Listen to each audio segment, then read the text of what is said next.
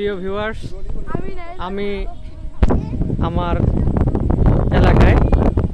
এলাকার পাশ দিয়ে একটা সীমান্ত বাজার আছে।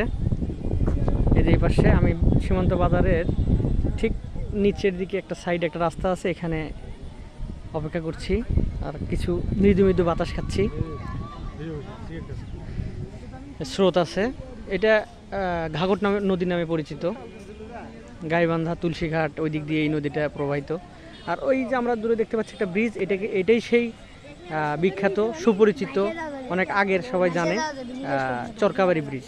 এর অবস্থান মিঠাপুকুর জেলার শেষ সীমানা রংপুর জেলার মধ্যে পড়ে।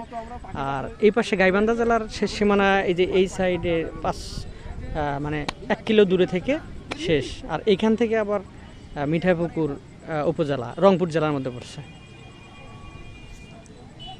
হ্যাঁ, আমার ফ্রেন্ড মাহলম, এই মামা লেবু, এই দুষ্টরা মনে হয় কিছু করছে। যাই হোক, মিঠু, দিলওয়ার,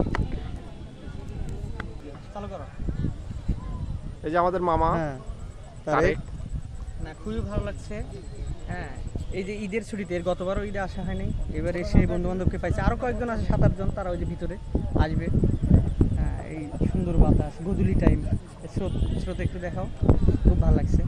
ঈদের পরিপূর্ণতা পেল, আমি এত খুশি, এত গ্লাড। আর বন্ধু বান্ধবকে পাইছি, আসলে ছোটোবেলার বন্ধু বান্ধবই রিয়েল বন্ধু। যত জায়গায় যাই, যত ফ্রেন্ডই হোক।